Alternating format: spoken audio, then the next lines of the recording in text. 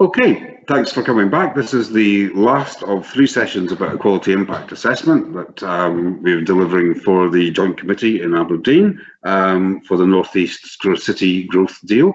And this is about how. How is it that we do an equality impact assessment?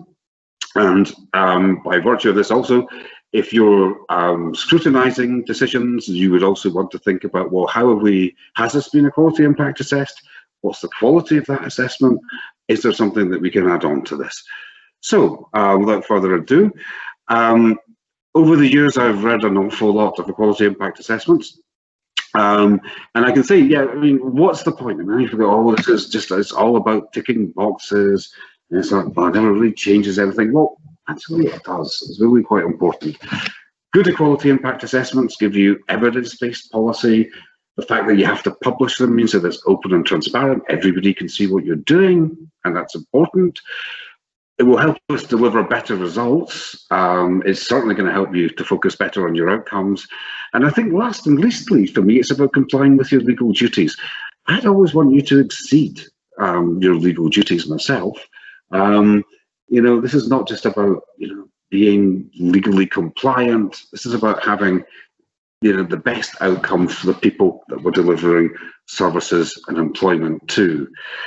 So, what does a bad EQIA look like? So you'll see that there's a couple of examples here which are highlighted. If you want later on, you can go back to this. These are hyperlinks which will take you to cases or complaints where situations where the law hasn't been followed around EQIA. But say, what's a bad EQIA? What's the point of all of this? Well, it's not just simply a tick box exercise. It's about trying to change people's lives and opportunities. It should never be done after the fact. The whole point of an equality impact assessment is that it interacts. It uses that dreadful word iterative. It influences what you're doing and what you're thinking. There's no point doing it after the fact, because you're just saying, well, actually, oh, we missed that. Perfunctory. You don't look at you don't look at all of the evidence. You maybe don't speak to the people who are affected by it. You think, well, we know what this is about. We can do this. It's like, no. As we've seen in the previous session, discrimination sometimes can be subtle. We don't always think about it. The supermarket example. So you need to think about it. You need to, you know, really address it seriously. It doesn't address the policy aim. I have read lots of equality impact assessments in the past where they get maybe to the section about sexual orientation, lesbian, gay, bisexual, transgender communities, and you get this really long explanation of this is everything that I know about LGBT communities, but it's got nothing to do with training. So, you know, if the policy is about training, what do we know about its impact on this community? I don't need all the padding. I just need to know what the impact. I have of equality impact sessions that don't mention the general equality duty. That's the duty to eliminate discrimination, to advance equality of opportunity, and to foster good community relations. If it doesn't assess against those 3 questions, it isn't an equality impact assessment, it's not legally compliant, and you've just wasted your time. So I think it's really important that we remember all of the time, the entire purpose of this is about eliminating discrimination, taking the opportunity to advance equality of opportunity for people who've already suffered disadvantage, and in fostering good relations, not setting people against each other. The last 2 here, think about relevant evidence or mitigations. 2 very closely connected cases here where I think it was a health authority was looking at making changes to the way in which it assessed severity of care, and obviously the more severe needs you had, the more services you got. And these were both in areas where there were significant numbers of people from ethnic minorities who had poorer health than the general population. And in the first case, they didn't think, they didn't ask, they didn't recognise the difference in poor health being experienced by ethnic minorities, and so that wasn't factored in. The fact that more people from ethnic minorities would be disadvantaged by this. And then sometimes you just may not be able to, we need to change this policy, and it's going to cause a problem, so you're going to have to mitigate it. And I think, again, this opportunity of saying, well, look, we're being pushed to change this by national legislation, or a really sudden change in the population dynamic of an area, or a big factory closing down. We can't do anything about it. Well, you can think about mitigation. Quality impact assessment does it say, well, so this is bad, it's going to affect everybody, but we know this group is going to be particularly affected, so we're going to do this to try and help them, particularly because we know they're going to be badly affected. So for the next 25 minutes or so, I'm going to be talking to this one worked example, which is about developing a digital industry. Now, a lot of the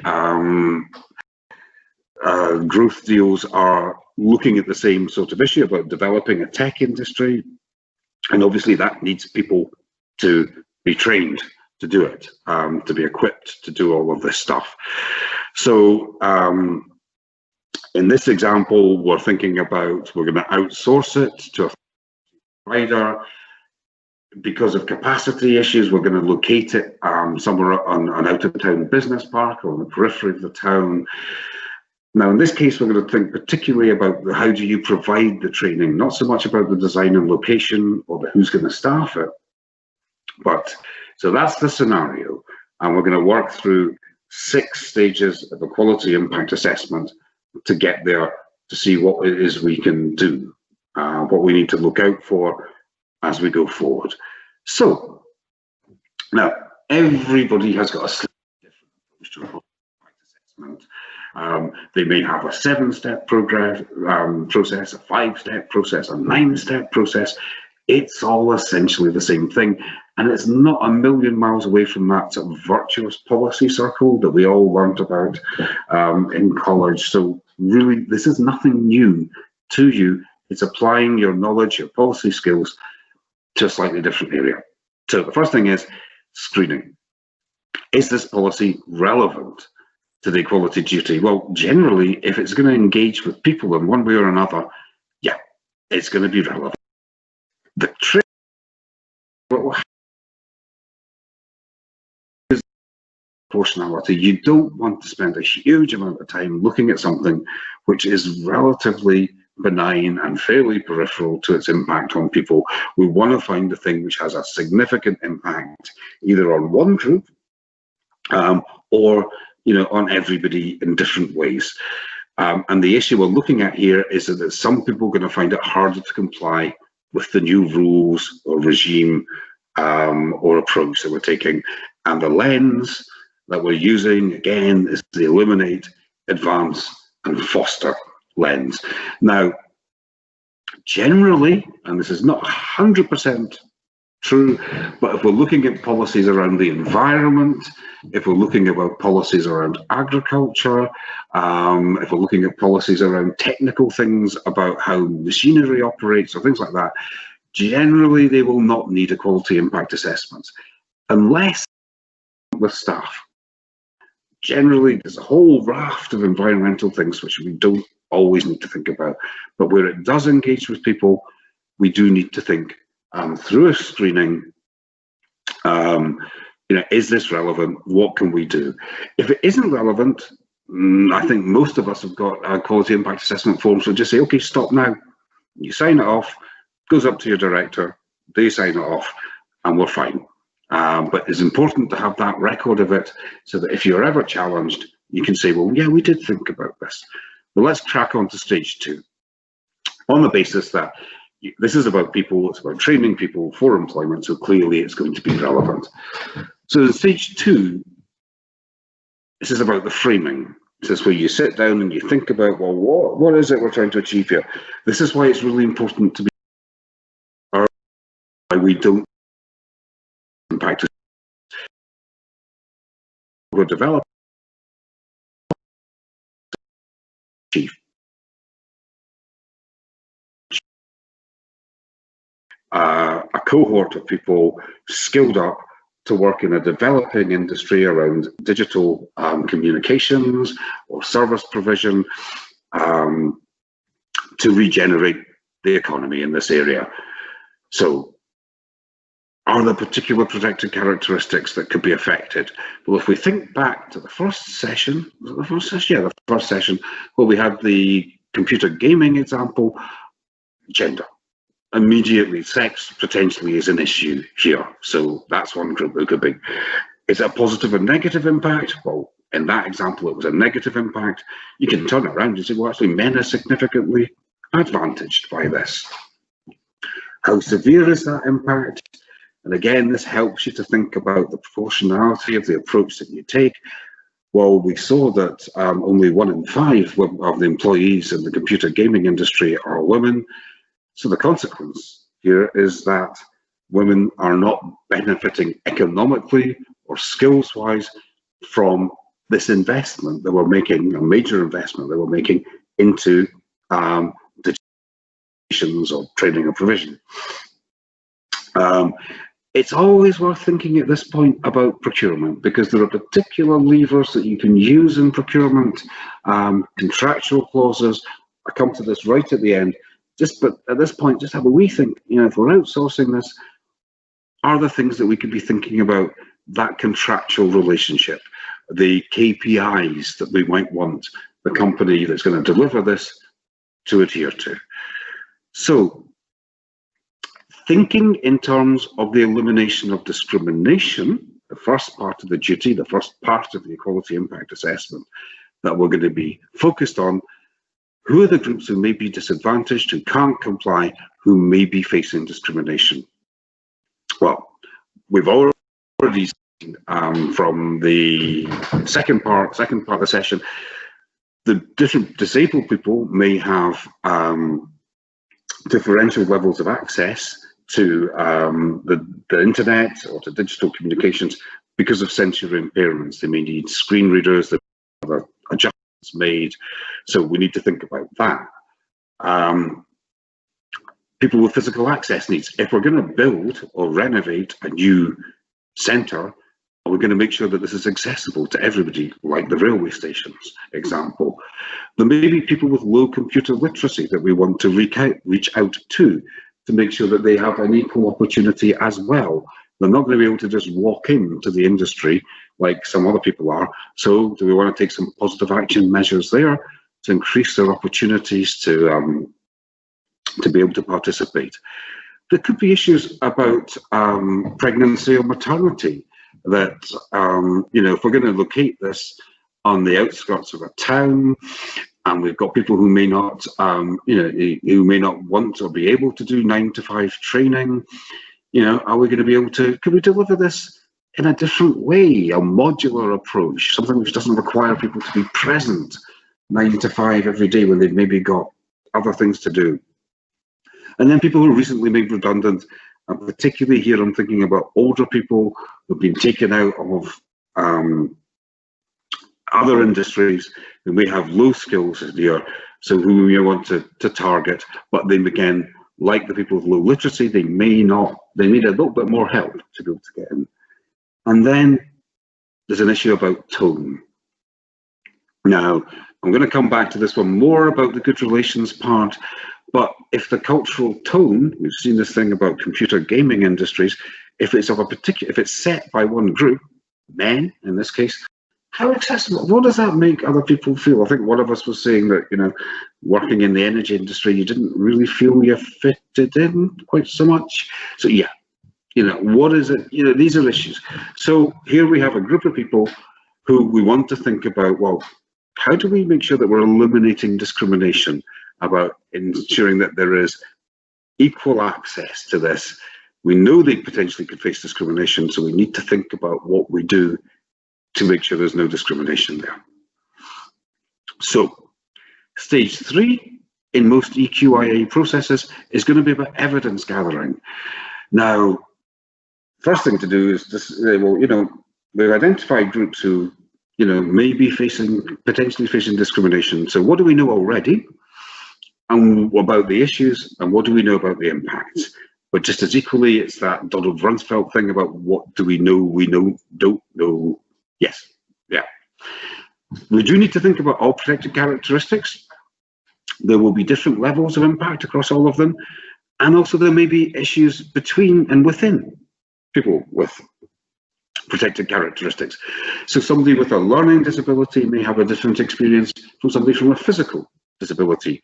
Somebody who's 18 will have a different experience from somebody who's 48. So what do we know about this? Now, the simplest thing in the world is, under the sun, somebody is already going to be doing this. So, have our colleagues over the border in Tay looked at this, at folk in Glasgow, perhaps people down in Essex or in Cardiff, have they already done this, that we can learn from them? Now, there may not be anybody to learn from, so do we need to consult? There might be particular things that you don't know about transport provision for disabled people in the area, so they won't be able to get to your new training centre. So do we need to consult? And then, do we need to commission some research? If this is a new area, offshore wind, which probably is not an awful lot that you can learn from many other places, do we need to commission some research about this? And again, we'll remember all the way that we're going through this is that we're thinking about eliminating discrimination, advancing equality of opportunity, and fostering good community relations. So that's the lens that we're thinking about. This is the type of evidence that we want to gather. So we're going to start now. Not a complete 180-degree turnaround from the people who may face discrimination, but we do know groups who are not participating as workers in the digital communications industry. So these groups, we've got women, we've already seen, people who've recently been made redundant, older workers possibly, people from ethnic and religious minorities. In this case, possibly not, because we do see quite high participation from ethnic minorities in digital economies. But we do know that disabled people, there are particular problems in terms of home access, in terms of reasonable adjustments that might need to be made. And so this is what we're thinking about here, is do we need to make adjustments to the way in which we approach this investment and this infrastructure we're going to set up, which makes it easier for people? So if we're going to have an out-of-town training centre, we want to make sure that the transport is going to flow, that a person's journey from one of the most deprived parts of your town or area is an easy one to make. We need to know that if there are issues about, say, for people who've got disabilities or women who are pregnant, can we chunk this training up into ways that we can, you don't have to be there 9 to 5 every day. How do we do this to make sure that we have the greatest participation possible? If we do this at the design phase, it's relatively straightforward. If we try and retrofit the design a year down the line, when we realise that some groups aren't participating, it's actually quite difficult. Anyway, so now, this is perhaps where we start to think about community relations. Now, sometimes the way that we present our opportunities ourselves has a kind of unconscious impact on people. Do I see myself represented? Are they talking to me? Why would I want to go into this industry if it isn't actually talking to me?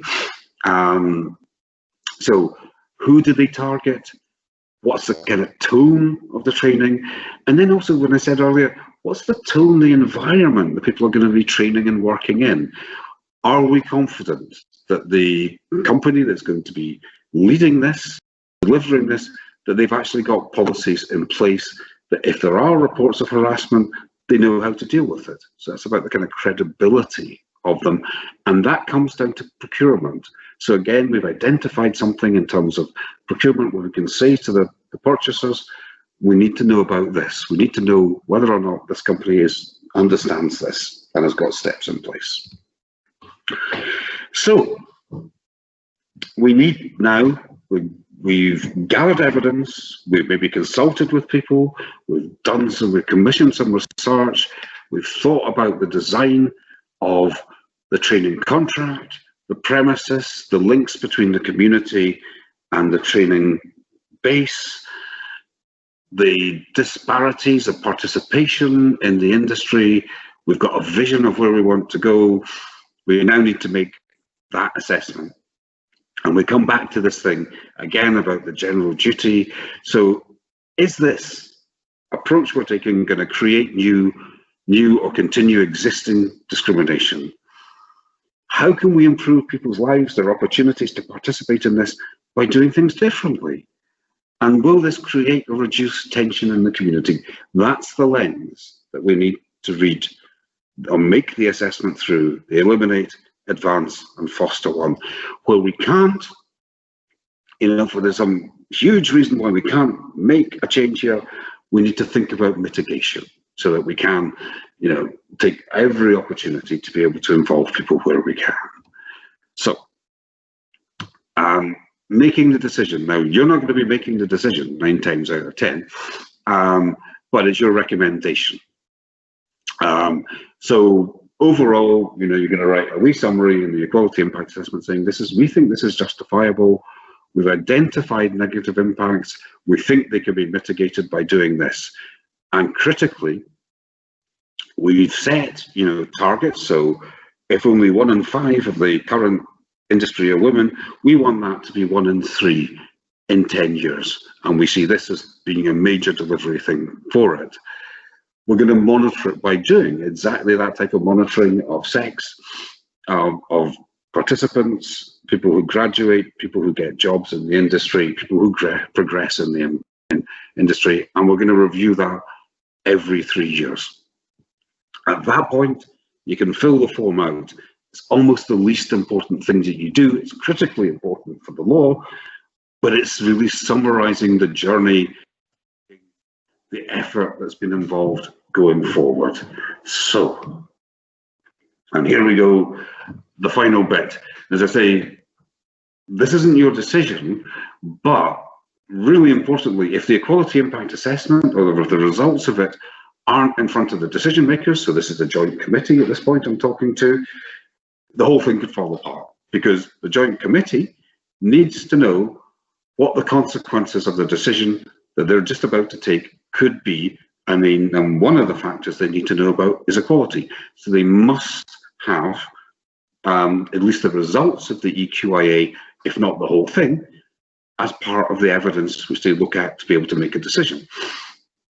And there is case law on this, and unfortunately what happens is that if you don't do this, the whole decision can be called in and you can have to do the whole thing again.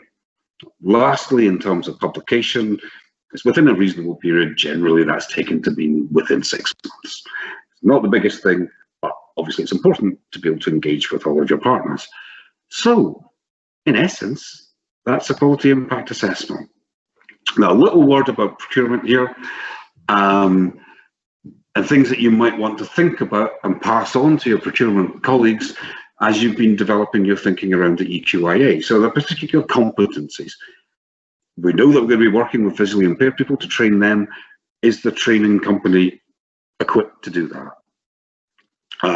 Are there particular contractual conditions you want to bring in? So, we want this to be an atmosphere, an environment where there is no harassment. Does the company have a track record on that? If a contract is worth more than £4 million, you can ask for community benefits. So you might want to say, well, actually, when you're building this training centre, we want you to employ X number of modern apprenticeships, and we would really like you to demonstrate that you can employ women or people from ethnic minorities or disabled people as part of the construction phase. You can also look at particular issues about information. You can go onto a government website and look at the gender pay gap of any company with more than 250 employees in Britain.